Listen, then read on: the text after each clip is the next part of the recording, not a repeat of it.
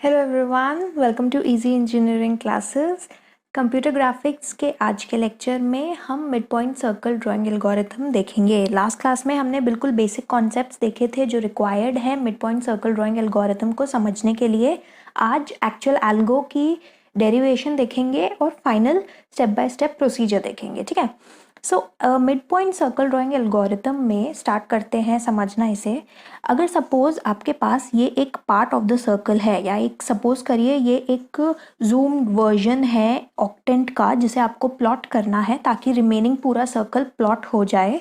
और ये ऐसा क्यों होगा? 8 वे सिमेट्री से होगा, जो कि मैंने लास्ट लेक्चर में समझाया था। सो आप एक बार प्लीज़ वो देखिए, वो लेक्चर, लास्ट लेक्चर जो mid point circle drawing algorithm का पार्ट 1 था, ताकि आपको इस लेक्चर के टाइम पे कोई कंफ्यूजन ना हो जब मैं लास्ट लेक्चर के कॉन्सेप्ट्स को समझाऊं। ठीक है, सो अगर आपको ये सर्कल का पार्ट प्लॉट करना है और आपने कैलकुलेट करते वक्त, मतलब mid point circle algo use करते वक्त ये पर्टिकुलर पिक्सल एक आइट्रेशन में प्लॉट करा है और से इस पर्टिकुलर पिक्सल के कोऑर्डिनेट्स हैं एक्स के वाई के, यानी अगर केथ आइट्रेशन में आपने ये पर्टिकुलर पिक्सल प्लॉट करा है जिसके ये एक्स और वाई कोऑर्डिनेट्स हैं, सो नेक्स्ट आइट्रेशन में आपके पास दो ऑप्शंस होते हैं मिड पॉइंट सर्कल एल्गोरिथम में। और वो दो ऑप्शन क्या होते हैं? या तो आप ये पर्टिकुलर पिक्सल प्लॉट करो या फिर आप ये पर्टिकुलर पिक्सल प्लॉट करो। और ये पर्टिकुलर पिक्सल्स क्या कहलाते हैं? ये पर्टिकुलर जो ऊपर वाला पिक्सल है इसे हम ईस्ट या ई पिक्सल भी कहते हैं, क्योंकि ये पिछले प्लॉटेड पिक्सल से ईस्ट में लाई करता है। ठीक है, और जो नीचे वाला पिक्सल है इसे हम एस ई या साउथ ईस्ट पिक्सल भी कहते हैं, क्योंकि पिछले आइट्रेशन में प्लॉटेड पिक्सल से ये साउथ ईस्ट डायरेक्शन में लाई करता है। अब इन दोनों पॉइंट्स के क्या कोऑर्डिनेट्स हैं? ईस्ट वाला पॉइंट पिछले पॉइंट से बस एक्स कोऑर्डिनेट में डिफरेंट है, और वो क्या कोऑर्डिनेट है? X of k plus 1। यानी अगर मैं पिछले एक्स कोऑर्डिनेट में 1 इंक्रीमेंट करूं और वाई कोऑर्डिनेट सेम रखूं, केथ आइट्रेशन वाला ही, तो मुझे ये ईस्ट वाले पिक्सल के कोऑर्डिनेट्स मिल जाएंगे, एक्स और वाई कोऑर्डिनेट्स। और साउथ ईस्ट जो पिक्सल है उसके क्या कोऑर्डिनेट्स हैं?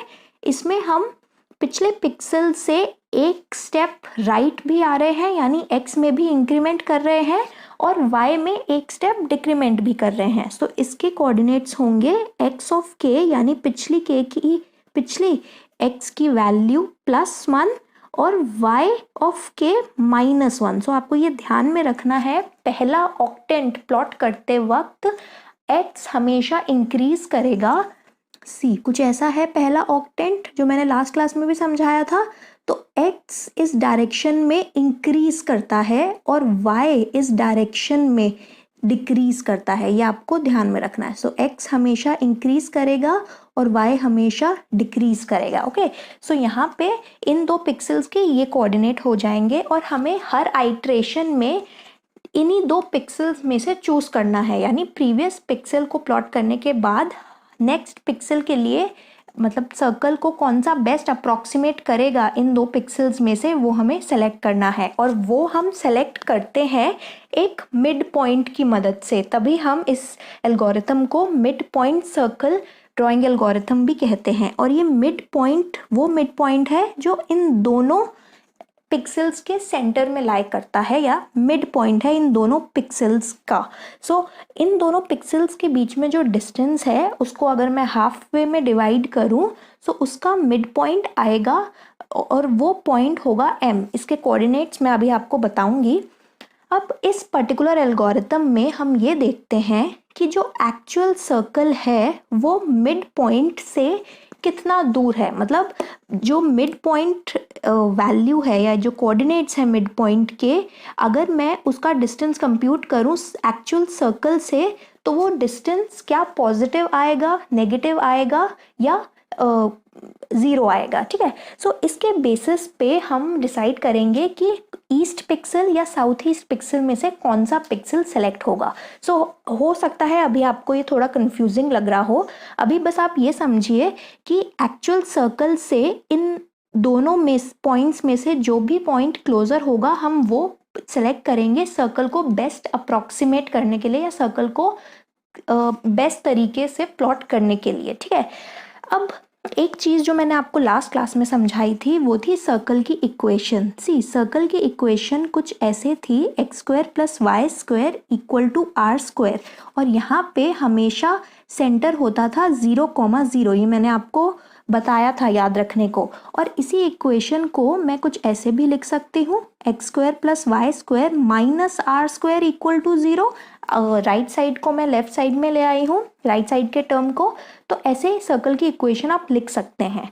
अब एक चीज़ जो आपको ध्यान में रखनी है या याद रखनी है या आप समझने की कोशिश करिए कि अगर मैं कोई भी पॉइंट लेती हूँ और इस सर्कल की इक्वेशन में उस पॉइंट के कोऑर्डिनेट्स को सब्स्टिट्यूट करती हूँ तो 3 तरह के डिफरेंट रिजल्ट्स आ सकते हैं। सी, अगर मेरे पास कोई पॉइंट है x, y या फिर x डैश, y डैश, और मैं x dash square plus y dash square minus r square compute करती हूँ, सो मेरे पास 3 ऑप्शन आएंगे। या तो मेरे पास जो रिजल्ट आएगा of substituting x dash and y dash, मतलब result of this x dash का square plus y dash. Suppose करो एक्स डैश वाई डैश कोई भी अभी एक पॉइंट है, इस पर्टिकुलर इक्वेशन का जो रिजल्ट आएगा वो 3 रिजल्ट में से कोई एक हो सकता है। या तो ये वैल्यू इक्वल टू 0 हो सकती है, या ये वैल्यू लेस दैन 0 हो सकती है, या फिर ये वैल्यू ग्रेटर दैन 0 हो सकती है, ठीक है। अब आपको ये ध्यान में रखना है कि अगर ये पर्टिकुलर रिजल्ट 0 आता है, इसका ये मतलब है कि जो हमने पॉइंट यहाँ पे सब्स्टिट्यूट करा है इस इक्वेशन में वो सर्कल के ऊपर ही लाई करता है, मतलब it is one of the point that is lying on the circle. So इसका मतलब हुआ point lies on the circle. और ये बेस्ट अप्रॉक्सीमेशन होती है, अप्रॉक्सीमेशन भी नहीं, ये तो एग्जैक्ट पॉइंट ही है जो हमें सर्कल के ऊपर जो लाई कर रहा है। अब अगर हमारा रिजल्ट लेस दैन 0 आता है, यानी जो हमारा पॉइंट है वो सर्कल के इनसाइड लाई करता है या सर्कल की बाउंड्री के अंदर लाई करता है, so the point lies inside the circle boundary, ठीक है। और लास्ट केस में जो भी पॉइंट है वो सर्कल की बाउंड्री के बाहर लाई करता है, ओके। अब आप सोच रहे होंगे कि ये कैसे हेल्प करेगा हमें ये डिसाइड करने में कि कौन सा पॉइंट सेलेक्ट करना है या कौन सा नहीं करना। सो आप अभी ये समझिए कि अगर मैंने मिड पॉइंट को इस सर्कल की इक्वेशन में रखा और फिर मुझे पता चला कि मिड पॉइंट को इस सर्कल की इक्वेशन में रखने का रिजल्ट 0 आया है, इसका मतलब मिड पॉइंट सर्कल पे ही लाई करता है। तो उस केस में हम चाहे ईस्ट पॉइंट चूज कर सकते हैं, यानी चाहे ऊपर वाला पॉइंट चूज कर सकते हैं, चाहे नीचे वाला पॉइंट चूज कर सकते हैं। अब अगर रिजल्ट लेस दैन 0 आता है, इसका मतलब जब मैंने ये वैल्यू पुट करी x dash square plus y dash square minus r square, ये पूरी वैल्यू लेस दैन 0 है। और ये लेस दैन 0 कब आएगी? जब इन दोनों का सम लेस होगा आर स्क्वायर से, ठीक है। और ये सम लेस कब होगा आर स्क्वायर से? मतलब आर, अगर ये पर्टिकुलर मेरा सेंटर है, ये पूरा डिस्टेंस बाउंड्री तक आर है, और किन्हीं 2 वैल्यूज़ के स्क्वायर का सम अगर लेस देन आर है, मतलब वो पर्टिकुलर पॉइंट सर्कल के अंदर लाई करता है, वो सर्कल के सेंटर से नियरर है। मतलब सी, अगर ये बाउंड्री है सर्कल की, ये सेंटर है सर्कल का, ये बाउंड्री है और ये डिस्टेंस है आर, ठीक है। अब अगर इस इक्वेशन का रिजल्ट नेगेटिव आया है तो मतलब मेरा कोई पॉइंट ऐसा है जो कुछ इस तरीके से लाई करता है सर्कल की बाउंड्री के अंदर, तभी उसकी वैल्यू पॉइंट के कोऑर्डिनेट्स को सर्कल की इक्वेशन में रखने की वैल्यू लेस दैन 0 आई है, ठीक है। और सिमिलरली अगर ये पॉइंट इन कोऑर्डिनेट्स को इक्वेशन में रखने का रिजल्ट ग्रेटर दैन 0 आएगा, तो ये पॉइंट यहाँ कुछ ऐसे लाई करेगा, यानी आउटसाइड द सर्कल बाउंड्री लाई करेगा।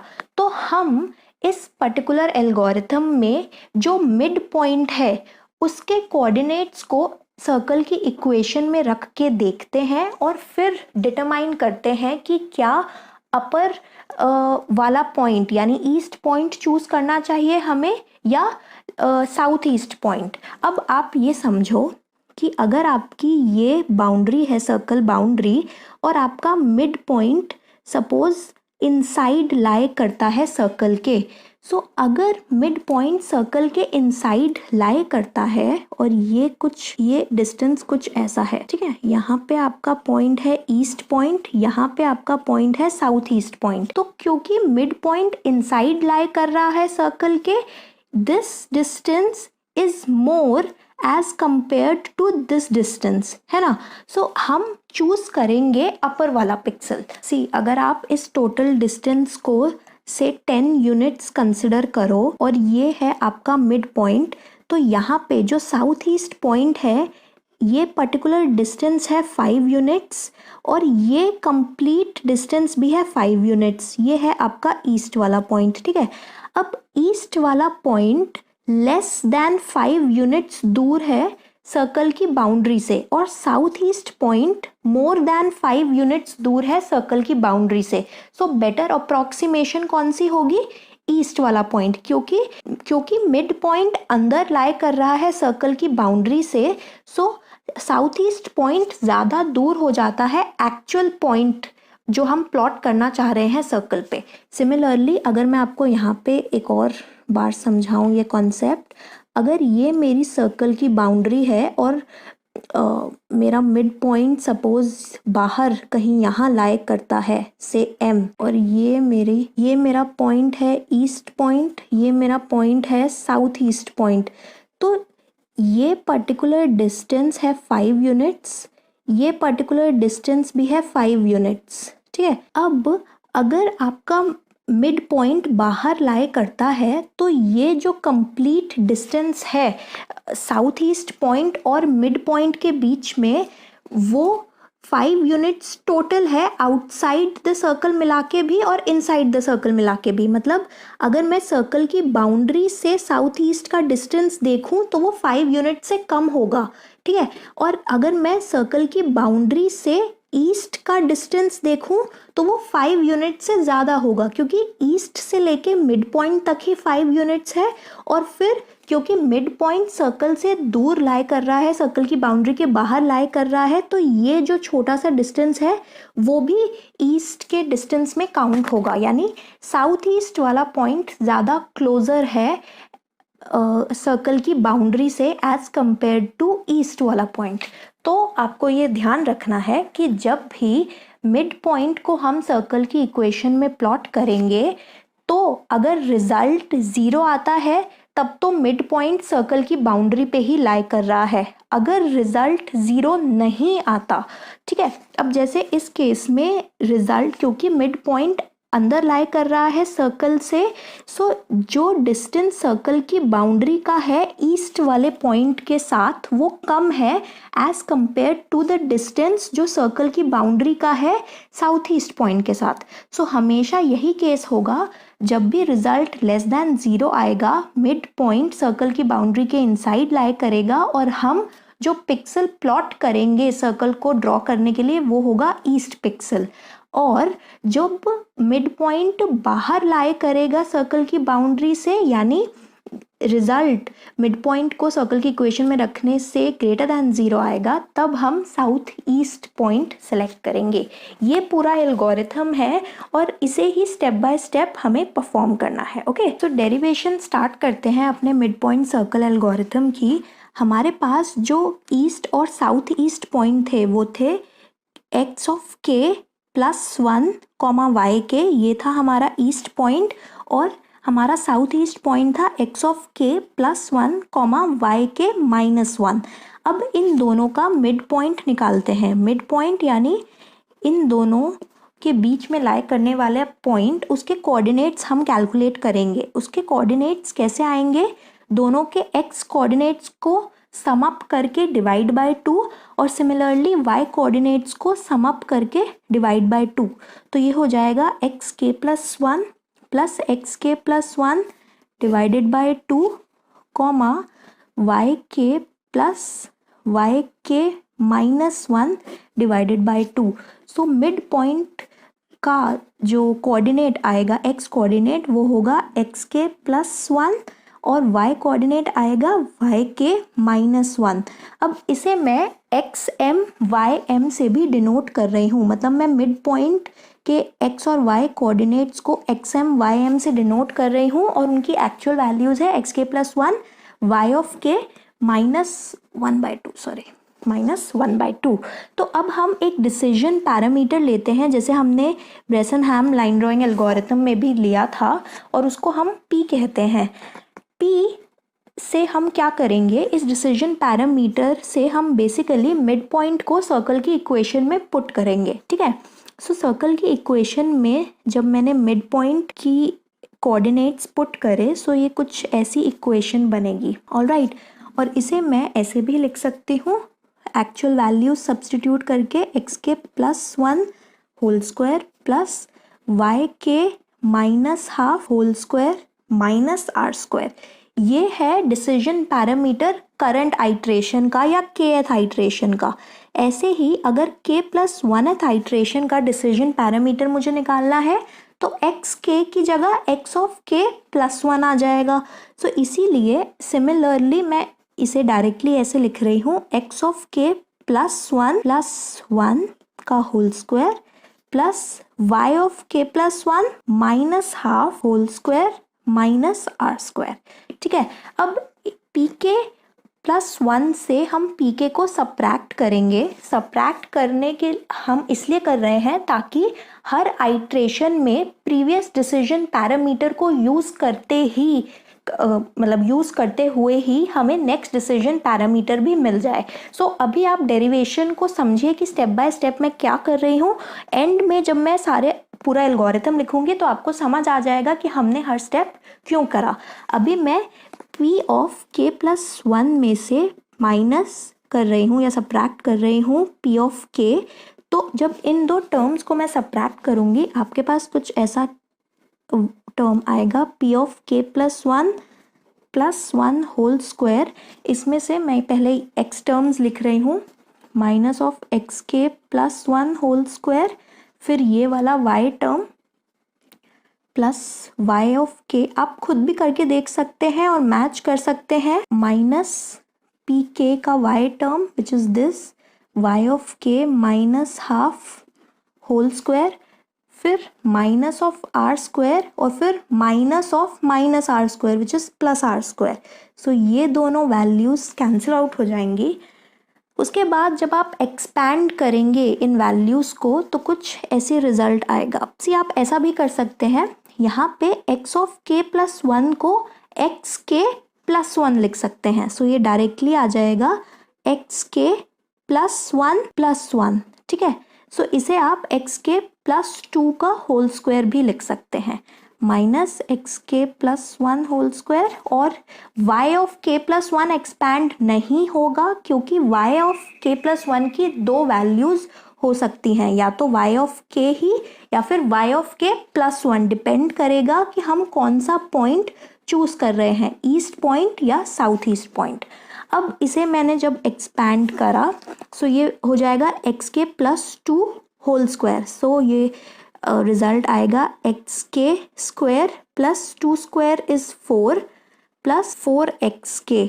ऑलराइट, यहाँ पे हो जाएगा माइनस ऑफ एक्स के square -1 minus 2xk square, sorry y of k plus 1 square plus 1/4 minus y of k plus 1 and here minus yk square minus 1/4 and plus yk। Alright, so इनमें से अगर कोई term cancel हो रहा है तो आप उस टर्म को कैंसिल कर सकते हैं, जैसे एक्स के स्क्वायर माइनस एक्स के square then plus 1/4 minus 1/4 y के स्क्वायर कैंसिल नहीं होगा, आई थिंक और कोई टर्म कैंसिल नहीं होगा। ठीक है, सो अब जब आप इन टर्म्स को ग्रुप करेंगे या ईजियर तरीके से लिखेंगे तो आपके पास कुछ ऐसी वैल्यूज़ आएंगी। p of k plus 1 is equal to p of k, जो कि मैंने राइट हैंड साइड में ले लिया है। इसे मैंने लिखा है 4xk, या फिर अगर मैं 4 कॉमन निकालूँ x ऑफ k प्लस 1 इन दोनों में से -1 और let's make it easier, let's not group the terms now, +4xk +3 -2xk plus y of k plus 1 whole square minus y of k plus 1 minus y of k whole square and plus yk. Okay, so only these two terms would remain. तो आपके पास final value ये आएगी p of k plus 2 of xk plus 3 plus y of k plus 1 whole square minus y of k plus 1 minus y of k whole square plus yk. Alright, अब इसमें दो situation हो सकती है. अगर आपके पास साउथ ईस्ट पॉइंट नियरर है तो यहाँ पे y ऑफ k प्लस 1 की वैल्यू हो जाएगी y ऑफ k माइनस 1, और अगर y ऑफ k प्लस 1 की वैल्यू है y ऑफ k, यानी आपने ईस्ट पॉइंट चूज करा है तो आप उस वैल्यू को सब्स्टिट्यूट करेंगे. ठीक है, so accordingly p of k plus 1 की दो वैल्यूज आएंगी डिपेंडिंग अपॉन आपने कौन सा पॉइंट चूज करा है, और वो किस पे डिपेंड करेगा कि आपका previous p of k value positive आई है या नेगेटिव आई है. मतलब अगर आपने kth आइट्रेशन में मिड पॉइंट को सर्कल इक्वेशन में रखा और उसका रिजल्ट नेगेटिव आया तो यानी ईस्ट पॉइंट सेलेक्ट करना है, और अगर आपने ईस्ट पॉइंट सेलेक्ट किया होगा तो आप एक पर्टिकुलर y ऑफ k की वैल्यू यूज करेंगे, और सिमिलरली अगर आपने साउथ ईस्ट पॉइंट सेलेक्ट किया होगा तो आप दूसरी y ऑफ k प्लस 1 की वैल्यू सब्स्टिट्यूट करेंगे. ठीक है, so I just let you know this. ठीक है, सो अब अगर आपके पास p ऑफ k की वैल्यू लेस दैन 0 थी तो आपने y ऑफ k प्लस 1 की क्या वैल्यू चूज करनी है, y ऑफ k, यानी आपको कुछ इंक्रीमेंट या डिक्रीमेंट नहीं करना है y k में. सो इस केस में नेक्स्ट डिसीजन पैरामीटर क्या हो जाएगा, p of k plus 2xk plus 3 plus y of k plus 1 की जगह आपको y ऑफ k ही रखना है, minus y of k whole square minus y of k plus y of k. So ये सारी वैल्यूज कैंसिल हो जाएंगी जैसे आप देख रहे हैं, और आपके पास फाइनल ये वैल्यू आएगी इन केस आपकी p यानी डिसीजन पैरामीटर की वैल्यू लेस दैन 0 है. और अगर आपकी डिसीजन पैरामीटर की वैल्यू ग्रेटर दैन 0 है पिछली आइट्रेशन में, तो उस केस में आप y k प्लस 1 को क्या सब्स्टिट्यूट करेंगे, y ऑफ k माइनस 1, क्योंकि मैंने आपको कहा था y की वैल्यू डिक्रीमेंट की जाती है. तो p ऑफ k प्लस 1 यानी नेक्स्ट डिसीजन पैरामीटर क्या बन जाएगा, p of k plus 2xk plus 3 तो एज इट इज रहेगा. अब यहाँ पे आपको थोड़ा ध्यान से कैलकुलेट करना है, y of k minus 1 whole square minus y k whole square minus y of k minus 1 plus y of k. तो जब आप इसे सॉल्व करेंगे आप देखेंगे कि आपकी फाइनल वैल्यू आएगी p k plus 2xk minus 2yk plus 5. Okay, so इसे ध्यान में रखिए कि कौन से केस में नेक्स्ट डिसीजन पैरामीटर कैसे कैलकुलेट होगा. ये दो सबसे इम्पॉर्टेंट फॉर्मूला है इस पर्टिकुलर एल्गोरिथम के, क्योंकि इन्हीं को यूज़ करते हुए आप अपडेट करेंगे. अब जैसे हमने ब्रेसनहैम में देखा था, एक इनिशियल डिसीजन पैरामीटर हमें चाहिए होता है. इनिशियल डिसीजन पैरामीटर यानी इस केस में P not. So initial decision parameter को कैलकुलेट करने के लिए हम क्या करेंगे, हमने देखा था कि जब हमने सर्कल इक्वेशन में मिड पॉइंट सब्स्टिट्यूट किया था तो हमारे पास कुछ ऐसी इक्वेशन आई थी, और मिड पॉइंट के एक्चुअल एक्स और वाई कोऑर्डिनेट्स ऐसे थे.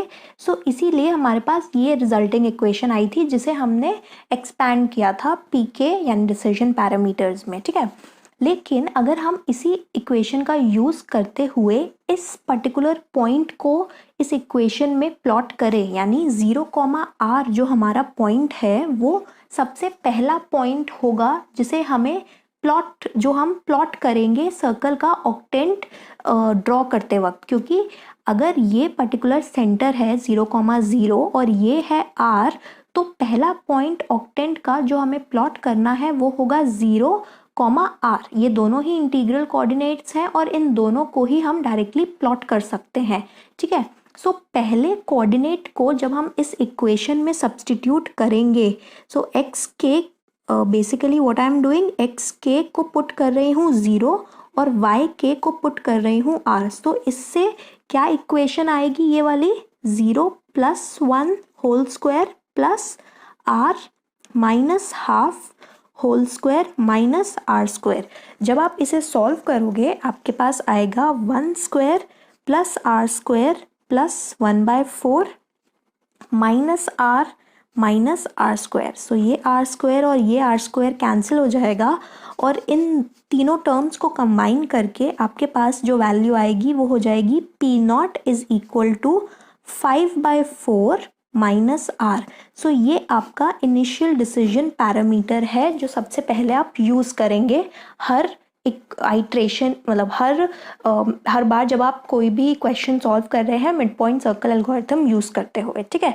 सो इस पूरे लेक्चर को समराइज करते हुए मैं आपको एक बार बताती हूँ कि मिड पॉइंट सर्कल एल्गोरिथम में हमने क्या किया है। हमने हर आइट्रेशन में हमारे पास 2 चॉइसेस होती हैं नेक्स्ट पॉइंट के लिए। नेक्स्ट पॉइंट या तो हम ईस्ट पॉइंट प्लॉट कर सकते हैं जिसमें एक्स कोऑर्डिनेट इंक्रीमेंट होगा लेकिन वाई कोऑर्डिनेट नहीं होगा, या फिर हम next coordinate south east point choose कर सकते हैं जिसमें एक्स कोऑर्डिनेट तो इंक्रीमेंट होगा ही, वाई कोऑर्डिनेट 1 से डिक्रीमेंट होगा।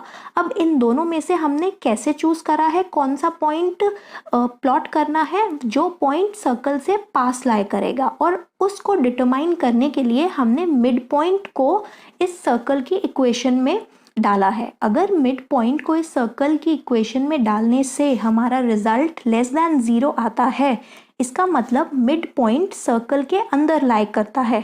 तो मतलब डिस्टेंस जो सर्कल की बाउंड्री का है ईस्ट वाले पॉइंट से वो कम है, इसीलिए हम ईस्ट वाले पॉइंट को प्लॉट करेंगे इस पर्टिकुलर केस में। लेकिन अगर मिड पॉइंट को इस सर्कल इक्वेशन में डालने से जो रिजल्ट आता है वो <0 है, तो मिड पॉइंट बाहर लाई करता है सर्कल की बाउंड्री से, यानी जो ईस्ट पॉइंट है उसका डिस्टेंस सर्कल की बाउंड्री से हाफ वे से ज़्यादा है और साउथ ईस्ट पॉइंट नियरर है टू द सर्कल बाउंड्री, तो इसीलिए हम साउथ ईस्ट पॉइंट प्लॉट करते हैं उस केस में। सो इसी को फॉलो करते हुए हमने सबसे पहले एक डिसीजन पैरामीटर को कैलकुलेट करा है। मिड पॉइंट की वैल्यूज़ निकाली हैं। सबसे पहले मिड पॉइंट की वैल्यू या कोऑर्डिनेट्स निकालने के बाद हमने डिसीजन पैरामीटर कैलकुलेट करे हैं 2 कॉन्जिक्यूटिव आइट्रेशन के लिए और उनकी वैल्यूज़ को सब्ट्रैक्ट किया है। उनकी वैल्यूज़ को सब्ट्रैक्ट करने के बाद हमारे पास एक पर्टिकुलर इक्वेशन आई है और इस इक्वेशन के 2 सॉल्यूशन हो सकते हैं डिपेंडिंग अपॉन कि जो प्रीवियस डिसीजन पैरामीटर था वो <0 आया था या <0 आया था। उस पर डिसाइड करा हमने कि y ऑफ k+1 यानी नेक्स्ट आइट्रेशन में y के की क्या वैल्यू होगी और कॉरस्पॉन्डिंगली हमने नेक्स्ट डिसीजन पैरामीटर सेलेक्ट किया और यहाँ पे हमने इनिशियल डिसीजन पैरामीटर डिराइव करा है जो कि सबसे पहली आइट्रेशन में यूज़ होगा। Okay, so this is the mid point circle drawing algorithm. I hope आपको ये क्लियर हो गया होगा। That's all for today. Thank you for watching. Good luck.